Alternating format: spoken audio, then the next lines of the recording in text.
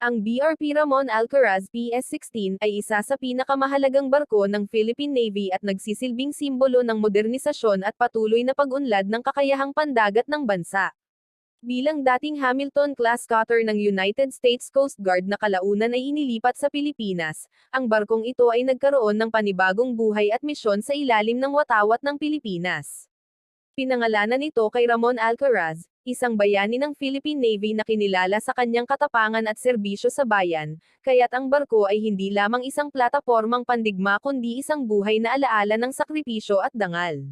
Matapos itong opisyal na may pasok sa serbisyo ng Philippine Navy, ang BRP Ramon Alcaraz ay naging mahalagang bahagi ng fleet na nakatalaga sa maritime security, law enforcement, at humanitarian assistance. Ang laki at tibay ng barko ay nagbibigay daan upang makapag-operate ito sa malalayong karagatan at manatili sa dagat ng mas matagal kumpara sa mas maliliit na sasakyang pandagat. Dahil dito, naging epektibo ito sa pagpapatrolya sa malawak na karagatan ng Pilipinas, lalo na sa mga lugar na may sensitibong usaping pangseguridad at teritorial. Ang barko ay may kakayahang magsagawa ng iba't ibang uri ng misyon, kabilang ang pagpapatupad ng batas sa dagat, pagsugpo sa illegal fishing, anti-smuggling operations, at pagbibigay ng tulong sa panahon ng kalamidad. Sa isang bansang madalas tamaan ng bagyo at lindol, ang presensya ng isang barkong tulad ng BRP Ramon Alcaraz ay napakahalaga. May kakayahan itong magdala ng relief goods, magsilbing mobile command center, at magbigay ng agarang tulong medikal sa mga apektadong komunidad, lalo na sa mga liblib na isla.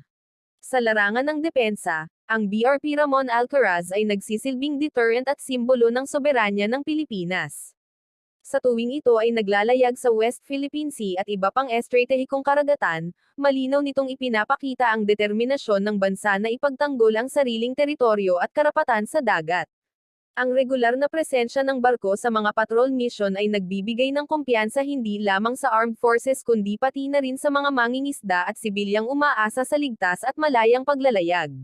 Malaki rin ang papel ng BRP Ramon Alcaraz sa mga joint exercises at international engagements. Sa pakikilahok nito sa mga pagsasanay kasama ang mga kalyadong bansa, naipapakita ng Philippine Navy ang kakayahan nitong makipagtulungan sa ibang hukbong pandagat. Ang ganitong mga aktibidad ay hindi lamang nakatuon sa combat readiness kundi pati na rin sa search and rescue, disaster response, at maritime cooperation. Sa pamamagitan nito, napapalakas ang ugnayang panseguridad at diplomasya ng Pilipinas sa rehiyon. Ang crew ng BRP Ramon Alcaraz ay binubuo ng mga highly trained at dedikadong tauhan ng Philippine Navy. Ang kanilang profesionalismo at disiplina